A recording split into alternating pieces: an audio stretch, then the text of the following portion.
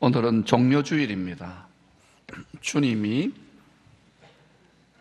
유월절의 양으로 고난의 잔을 마시기 위해 예루살렘으로 들어가신 날입니다. 여러분, 시작도 예루살렘, 끝도 예루살렘, 알파도 예루살렘, 오메가도 예루살렘, 이것을 여러분 잘 명심해야 됩니다. 모든 것이 예루살렘을 중심으로 돌아갑니다. 이 세상도 주님 오시기 전에 예루살렘에서 일이 일어날 겁니다. 스가랴서 9장 9절의 예언대로 예언을 했어요. 이미 주님이 나귀 타고 예루살렘으로 들어갑니다. 백성들은 종려나무 가지를 흔들면서 열광하고 환호합니다. 왜? 우리 그런 거 있잖아요. 막 국가 원수라든지, 특별히 저 위쪽 동네에 보면은요, 백마탄 좀 뚱뚱한 장군님 이런 분들 있잖아요. 막 이러잖아요. 이런 분위기를 생각하면 돼요. 수십만 명의 사람들이, 수만 명의 사람들이 무엇을 외치느냐? 위대한 뭐 이런 게 아니라 호산나 다윗의 자손이야. 이 말이 뭐냐? 구약 선지자들이 예언한 메시아, 신약으로 말하는 그리스도가, 구세주가, 세상을 구원할 왕이 다윗의 혈통에서 태어난다는 거예요. 그분이 이제 오신다고 열광하는 거예요. 그런데 그 예루살렘으로 들어가시는 주님의 심정은 완전히 다릅니다. 닷새 후 6월절 날 예언한 대로 십자가 달려 죽으러 가는 거예요. 세상의 죄를 다 뒤집어 쓰고 4일 동안 하나님의 어린 양으로 흠이 없는지, 6월절 어린 양 흠이 없는지 다 조사하잖아요. 4일간 다 법정에서 조사 다 해가지고 뭐 로마 빌라도 총독도 또 유대 대제사장도 자꾸 넘기잖아요. 트랜스퍼한 거예요. 흠 없이, 죄 없이 우리 죄 대신 뒤집어 쓰고 6월절 날 죽으러 들어가시는 거예요. 주님은 다 알았습니다. 주님은 각오를 한 거예요. 그런데 열광하는 성도들, 찬송하는 성도들은 로마의 압제를 끝내고 이 땅에 평화를 가져올 이 세상의 왕 메시아를 갈망했어요. 환영한 거예요. 여러분, 이 주님의 마음과 생각과 땅에 있는 소위 성도라고 하는 구약 성도, 하나님의 백성들의 마음과 생각의 차이는 무엇을 말하고 있습니까? 우리는 땅에서 지금 예수님을 구세주로 우리의 은혜 주시고 죄 사해 주시고 부활 영광에 동참시키는 구세주로 찬양하잖아요. 그분이 하늘에 계시는데 그분의 생각과 땅에 있는 우리의 생각이 얼마나 일치되는지. 사람의 본질은 말이죠, 육체는 이쁘고 못생기고 이건 잠깐이고 결국 사람의 본질은 썩어진 육체가 아닙니다. 그 사람의 마음과 생각이 어떠냐예요. 신앙생활은 왔다 갔다 종교생활로 생각하면 안 됩니다. 우리의 마음과 생각이 하늘의 가장 높은 깊은 지성소 보좌에 앉으신 우주 만물의 왕이요 주인이 되시는, 사람인데 주인이 되신 하나님이 사람이 되신 성자 하나님, 사람의 예수님이 어떤 마음과 생각을 가지느냐가 우리 땅에 있는 예수와 하나 되기를 원하는 우리의 마음과 생각이 일치되는 것이 점점 신앙의 성숙이요 성장인 것입니다. 그런데 여러분, 왜 죽음의 고난을 아시면서도 왜 주님은 기꺼이 기어코 그 길을 홀로 가셨을까요?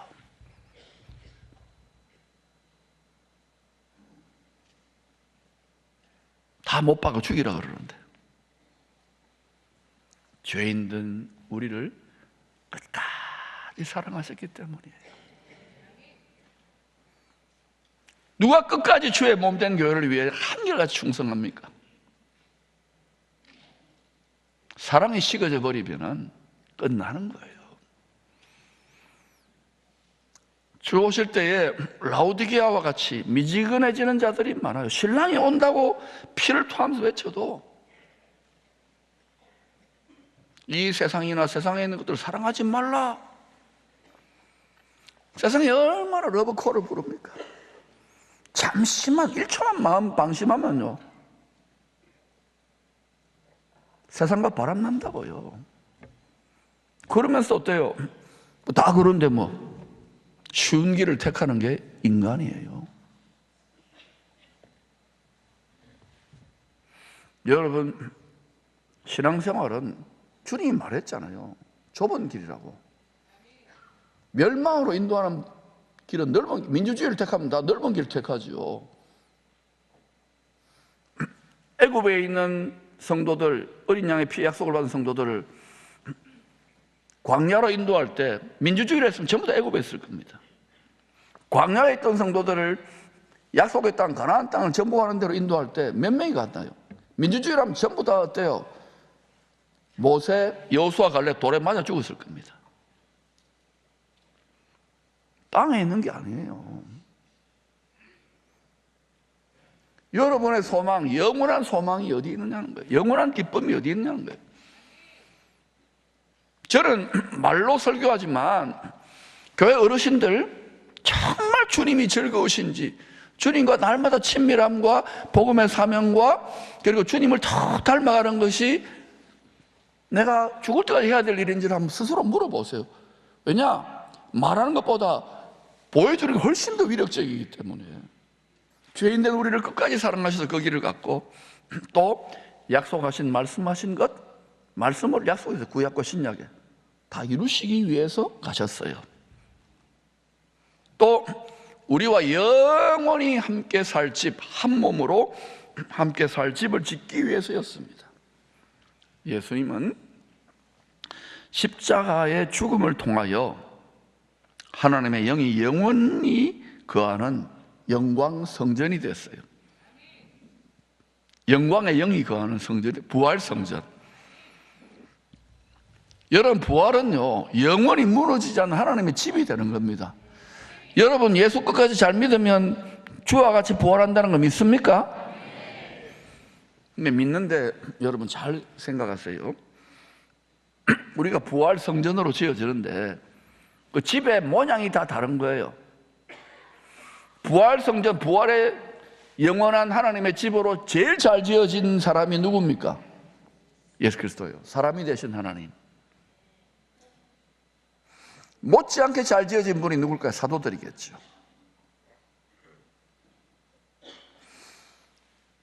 고린도전서 3장은 우리가 우리 몸과 마음이 하나님의 집이라 그러는데, 사도 바울이 이야기해요. 집이나 나무나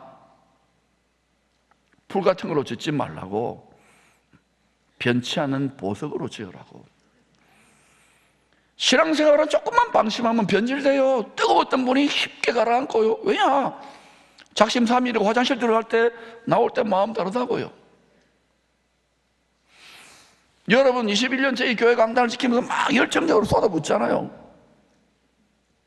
많이 절제하려고 합니다만 왜냐? 주님의 심정을 아니까. 여기가 심장부니까, 여기가 강단이 그리스도의 심장을 가지고 뽐뿌질을 하는 거, 죽을 때까지. 아, 이게 내 사명이구나. 내 육체가 생명이 닿을 때 뽐뿌질을 계속 하는 거야. 대부분요, 한 교회를 5년, 10년, 20년, 30년 하고 나면 그냥 타성해졌습니다. 그냥 뭐 해준 거 별로 달라지지 않잖아요. 또 뭐 장 그 소리 뭐, 그죠? 잘 믿어라 그 소리. 여러분 다 그렇게 심드렁해서 옵니까? 여러분 스스로가 집으로 지어지는 거예요. 육체는 무너집니다. 그러면 우리 마음이 성전이 돼야 되고, 우리 마음에 지성소가 있어요. 그 지성소에 보좌가 있죠. 우리 마음의 왕좌. 그 마음의 왕좌에 주님이 몸으로는 앉을 수 없잖아요. 그래서 또 영이 앉아서 영어로 통치하는 거예요, 말씀으로. 그런데 우리끼리 하는 말이죠. 우리 마음의 생각과 계획과 뜻이 다 있잖아요. 자기 마음의 왕좌에 자기가 앉아 있는 거예요, 실제로. 그거 누가 앉아 있는 거예요, 실제로는? 그리스도가 앉아 있는 게 아닙니다. 그러니까 다 예수 믿고 주님, 주님, 주인은 주인의 왕이다 하지만은 주인과 왕의 고백에 합당하게 내 마음의 왕좌에 하나님이 앉기 위해서는 이게 굉장히 싸움이 있고 씨름이 있는 거예요. 육체의 자아가 반란을 일으킨다. 끝까지 저항한다고요. 그런 게 제 안에 있는데 담임 목사도 있는데 여러분은 없어요? 이거는요, 그냥 속이는 거예요, 스스로. 머리로만 그렇다 생각하는 거예요. 이건 진통을 받는데 통과합니다. 육을 따를 것인가, 성령을 따를 것인가. 자, 그럼 왜 주님이 십자가 지셨는가? 다시 정리합시다. 우리를 죽기까지 사랑하시기 때문에, 약속을 이루시기 위해서, 영원히 함께 살 집으로, 모델하우스로 지어지는 거예요. 그래서 우리도 끝까지 믿음을 지키면 우리 안에 있는 약속의 말씀과 성령께서 우리를 하나님의 집으로, 영원한 영광이 임하는 집으로 주님처럼 지어주십니다. 근데 그때 우리가 부활을 했다고 칩시다. 영광의 몸을 입었다고 생각합시다. 그때 우리 마음 안에 성소와 지성소가 제대로 잘 지어져 있는가? 그거에 따라서 집의 클래스가 달라지는 거예요. 아시겠습니까? 쉽게 말하면 신분과 권세와 상급과 면류관이 다르다는 거예요. 그러니까 여러분, 부모님들 특히 자식들에게 좋은 거 물려주고 싶잖아요. 재산도 많이 물려주고 공부도 잘 시키고, 이건 다 귀하지만 그거는 세상의 복이에요. 그것도 귀한 것입니다. 절대 소홀히 여기지 않을 거예요. 그러나 대부분 거기에 집중하고 거기에 집착하는, 그거 자랑거리로 생각해요. 아, 나의 자랑이고 나의 면류관이다. 자랑이죠. 그런데 바울은요, 자기가 성도들의 심령을 하나님의 집으로 짓기 위해서 쏟아붓고 나서 영적인 자녀, 너희들은 나의 자랑이요 면류관이다. 자식 잘 키운 분들 많더라고요. 그런데 그런 분들은 여러분의 자녀가 주님의 마음과 생각을 점점 더 닮아갈 수 있도록 잘 그들의 마음의 집을 성전으로 지어주시기를 축원합니다. 그래서 여러분, 부모님들, 어른들이 먼저 지어줘야 됩니다. 세상에 나이 들어간 사람들이나 세상에 늙은이들하고 달라야 되는 거예요. 늘 주님과 친밀함을 유지할 수 있기를 축원합니다. 이 건축, 이 마음의 집, 하나님의 집으로 지어지는 건축 과정에서 반드시 통과해야 될 건축 공정이 하나 있습니다. 이 건축 공정이 제일 난공사예요. 그게 뭐냐? 기꺼이 자기 십자가를 짊어져야 되는 단계입니다. 요게 짊어져야 지성소까지 우리 마음의 왕좌에 그리스도의 영, 영광의 왕의 영이 딱 자리 잡는데, 여기까지 거의 나가는 때에 어때요? 우리가 내 마음대로 하고 싶잖아요. 내 욕심대로 하고 싶잖아요. 내 꿈과 내 계획대로 하고 싶잖아요. 그죠? 그런데 마음대로 못해요. 거기 가면 누구 마음대로 해야 됩니까? 주인님, 왕의 마음대로. 그러니까 이게 마음대로를 못 박는 거예요. 한마디로 말하면 내 마음대로, 내 고집대로, 내 생각대로, 내 느낌대로. 그러니까 목회가 왜 힘드냐, 선거 왜 힘드냐, 다 내 마음대로 살고 있는, 내가 왕국인데 이거를 무너뜨리고 새로 그리스도의 왕국, 킹덤을 세운다니까 이게 쉬운 게 아니에요. 그거를 목사나 선교사나 뭐 직분자만 하는, 여러분이 스스로 해야 되는 거예요. 자녀들까지. 그러니까 몇 대 믿음이 중요한 게요. 뭐 부모님, 할아버지, 할머니 순교했다 하더라도 3대, 4대 지나면요, 다 대개 보면요, 못해시면 못해야 되는 거예요. 미지근해지더라고요. 이게 얼마나 큰 축복이고 유업인지 모르는 거예요. 여러분, 구약 성도들, 유대인들, 이스라엘 백성들 1500년, 2000년을 끌어왔어요. 대단한 거 아닙니까? 하나님이 그들이 메시아를 못 박았어도 그들 남은 자들을 반드시 하나님이 챙기십니다. 선지자 예언한 대로. 그래서 여러분, 우리가 지식으로, 교육으로, 훈련으로가 안 됩니다. 그거는 어느 정도까지 90%는 필요하지만 마지막 10%, 마지막 결정타는 뭐냐면, 기꺼이 질 수 있도록 하기 위해서 우리 자아를, 우리의 잘못된 세상의 메시아의 왕국을 붕괴시켜 줘야 되는 거예요. 그래서 우리의 헛된 소망인 헛된 기대를 붕괴시켜주기 위해서 우리를 때로는 자아를 깨뜨리고 수치를 당하고 뜻대로 안 되게 하고 이렇게 만사불통으로 집어넣어요. 그게 광야거든요. 거기에서 대부분은 힘들다, 괴롭다 하고 애굽으로 가자, 육체를 따르자, 바벨론으로 가자, 그러는 거예요. 그러니까 또 많은 성도들이 예수의 피의 은혜로 천국 가고 부활 좋아하는데, 맞아요. 그 공로가 맞는데, 내가 주의 십자가를 지고 그 과정을 통과하는 것은 멀리 있는 일이에요. 그러니까 다 보면 기도도 열심히 합니다. 새벽 기도도 하고 뭐 산기도, 들기도, 밤기도 다 하는데 기도가 다 뭡니까? 나 자신과 우리 가족과 나 자신, 우리 교회만을 위해 구하는 거예요. 그러니 이게 갈 길이 멀지 않겠습니까? 하늘에 계신 주님의 생각, 아버지의 생각은 예수님 못 박혀 죽으라 그랬어요. 기꺼이 그 길을 간 거예요. 분량이 다 다릅니다. 우리는 주님과 차라가면 다 도망가요. 저도 그렇고 사도들도 다 도망갔는데 우리 몫에 태인 십자가에 있는 이것을 기꺼이 짊어질 수 있는 성품과 삶을 이끌어내고자 고난의 풀무불, 시련, 연단, 사망의 엄침한 골짜기로 인도하신답니다. 그러면 이렇게 인도하실 때가 있는데 이거는 죽이려고 하는 것입니까? 새롭게 성숙시켜 거듭나게 하려고 하시는 것입니까? 머리로는 다 알지요. 직접 겪으면 여기 힘들어요. 6월절의 소품은 양고기와 떡과 포도주와 물입니다. 그런데 초막절은 뭐냐? 농사를 다 짓고 난 다음에 모든 곡식을 다 쌓아놓고 하나님 이렇게 풍년을 주시고 은혜를 베풀어 추수를 한 것에 감사합니다. 추수감사 잔치를 벌이는 게 초막절인데 농사 다 끝난 여호와 7절기 중에 그때는 소품이 뭐냐? 종려나무 가지입니다. 종려나무 가지. 자, 따라 6월절 소품이 뭐라고요? 포도주와 양고기. 그리고 6월절에는 뭐라고요? 초막절에는 종려나무 가지. 그런데 예수님 6월절에 들어가는데 죽으로 들어가는 거 닷새 전에. 그런데 초막절에 종려나무 가지를 흔들잖아요. 그죠? 이게 무슨 의미입니까? 왜 이런 식으로 하나님은 구원의 드라마를 연출했을까요? 얘들아, 십자가 지고 고난길을 가고 희생의 길을 가는 것이 사실은 영광이야. 천사도 음마하는 승리의 길이고 기쁨의 길이란다. 이걸 비밀이 숨겨놓은 메시지예요. 대부분 어린아이 같이 세상과 육체의 소망을 가지고 이렇게 믿고 또 뭐 직분을 가지고 교회 뭐 하면서 덕보려고 뭐 하는 사람들 절대로 깨달을 수 없는 겁니다. 이거는 주의 멍에를 메고 신랑의 멍에를 메고 끝까지 하나님의 집안을 이렇게 보고자 가는 사람들만이 눈이 열리는 영적인 비밀이에요. 비밀. 천사도 음마하는 거란 말입니다.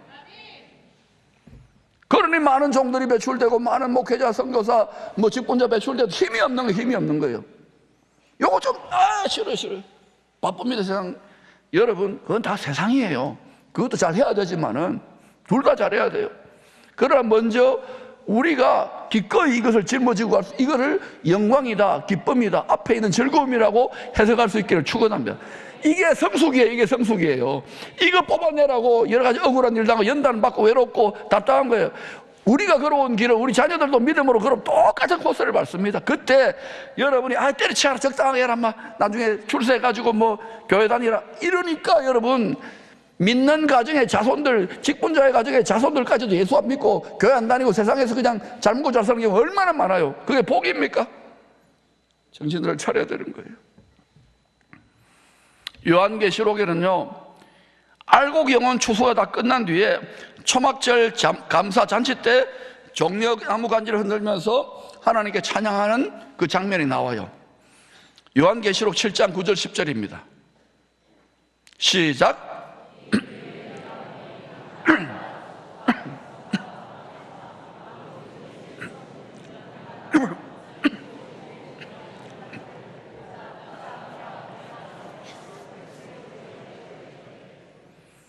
여러분, 흰옷을 입은 무리, 셀 수 없이 흰옷을 입은 무리가 뭐냐?